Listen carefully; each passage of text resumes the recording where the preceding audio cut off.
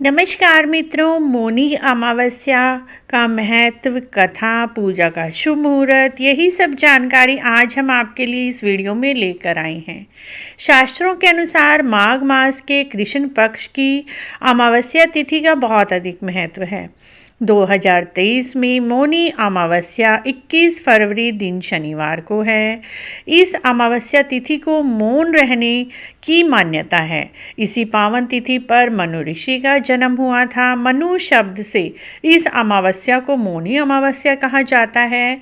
एक अन्य मान्यता के अनुसार इस दिन मौन रहकर यानी पूरा दिन बिना बोले चाले रहकर ईश्वर की साधना करना सबसे उत्तम है। मौनी अमावस्या माघ मास की सबसे बड़ी अमावस्या है।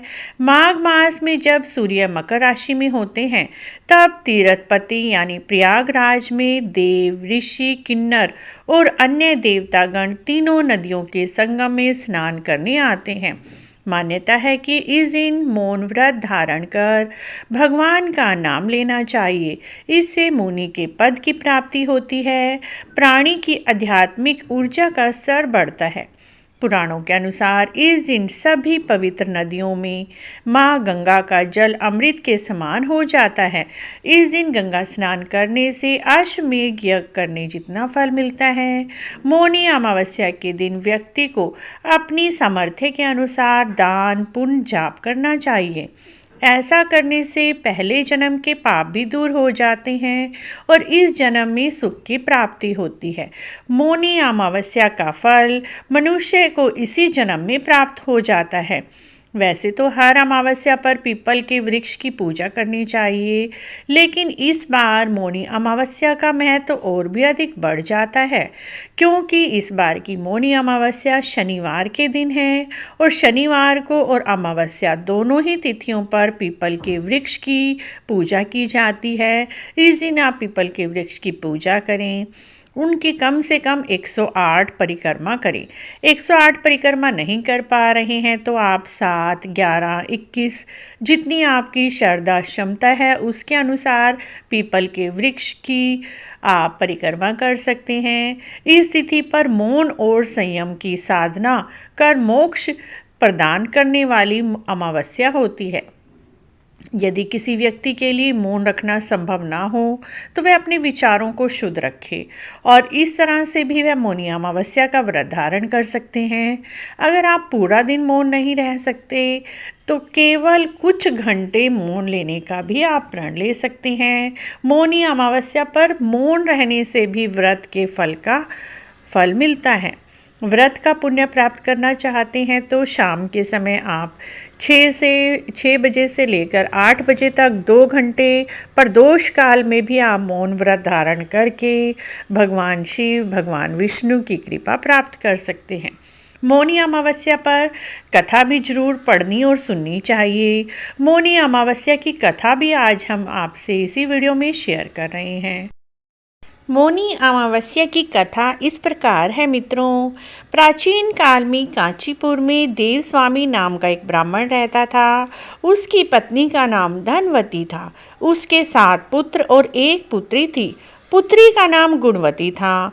ब्राह्मण ने 7 पुत्रों का विवाह कर दिया। बाद में बेटी के लिए वर तलाशने के लिए निकला। सबसे बड़े पुत्र को भेजा गया। उसने एक ज्योतिषी को अपनी बहन की कुंडली दिखाई। ज्योतिषी ने बताया विवाह होते ही कन्या विधवा हो जाएगी। ज्योतिषी की बात सुनकर ब्राह्मण पुत्र बहुत दुखी हुआ और उसने उसका उपाय पूछा। उपाय पूछने पर ब्राह्मण ने बताया, सिंहल द्वीप पर एक सोमा नाम की धोबन रहती है। यदि कन्या की शादी में वह घर आकर उसका पूजन करे तो वह सारे दोषों से मुक्ति मिल जाएगी। ब्राह्मण ने गुणवती को अपने सबसे छोटे पुत्र के साथ सिंहल द्वीप भेजा। दोनों सागर किनारे पहुंचकर सागर पार करने की कोशिश करने लगे। जब समुद्र को पार करने का कोई रास्ता नहीं मिला तो भूखे प्यासे एक वट वृक्ष के नीचे बैठ गए। पेड़ के घोंसले में एक गिद्ध का परिवार रहता था। उस समय घोंसले में सिर्फ गिद्ध के बच्चे थे। सुबह से भाई बहन के सभी क्रियाकलापों को देख रहे थे। शाम को जब गिद्ध के बच्चों की माँ भोजन लेकर घोंसले पे आई तो उसने भाई बहन की कहानी अपनी माँ गिद्ध को बताई। सारी बातें सुनकर गिद्ध की माँ को नीचे बैठे भाई बहन पर काफ़ी दया आ गई। बच्चों को आश्वासन दिया कि वह जल्द ही इनकी समस्या का समाधान करेगी। यह सुनकर गिद्ध के बच्चों ने भोजन ग्रहण कर लिया। दया और ममता से वशीभूत गिद्ध माँ ने उनके पास गई और बोली, मैंने आपकी समस्या को जान लिया है। इस वन में जो भी फल फूल मिलेगा मैं आपके लिए ले आती हूँ। आप प्रातःकाल से मैं आपको सिंहल द्वीप धोबन के घर पहुंचा दूंगी। अगले दिन सुबह होते ही गिद्ध माँ ने दोनों भाई बहनों को समुद्र पार कराया और सिंहल द्वीप सोमा के घर पहुंचा दिया। गुणवती प्रतिदिन सुबह सूर्य उदय से पहले उठकर सोमा का घर लीप दिया करती थी। एक दिन सोमा ने अपनी बहुओं से पूछा, सुबह सुबह हमारा घर कौन लीपता है? बहुओं ने तारीफ बटोरने के लिए कहा, हमारे अलावा और कौन करेगा? लेकिन सोमा को अपनी बहुओं की बातों पर बिल्कुल भी विश्वास नहीं था। वह जानती थी कि मेरी बहुएं सुबह उठकर घर नहीं लीप सकती। सोमा ने यह जानने के लिए पूरी रात जागरण किया। तभी उसने सुबह गुणवंती को घर साफ करते हुए देखा। उसने उससे उसकी परेशानी पूछी। गुणवंती ने अपनी परेशानी बताई, जिसे सुनकर सोमा धोबन चिंतित हो गई और उसके घर जाकर पूजा पाठ करने के लिए तैयार हो गई। सोमा ने ब्राह्मण के घर आकर पूजा की, लेकिन इसके बावजूद गुणवती का विवाह होते ही उसके पति की मृत्यु हो गई। तब सोमा ने अपने सभी पुण्य गुणवती को दान कर दिए। इससे उसका पति तो जीवित हो गया, लेकिन पुण्य की कमी से सोमा के पति और बेटे की मृत्यु हो गई। सोमा ने सिंहल द्वीप लौटते हुए रास्ते में पीपल वृक्ष की छाया में विष्णु जी का पूजन किया।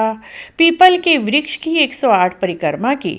इसके पुण्य प्रताप से परिवार के सभी सदस्य जीवित हो गए। इस प्रकार मौनी अमावस्या के दिन किसी पवित्र नदी में स्नान कर भगवान विष्णु जी की पूजा अर्चना करके पीपल के वेड़ की परिक्रमा करने से सभी फलों की प्राप्ति होती है। परिवार के सदस्यों पर भगवान का आशीर्वाद सदैव बना रहता है।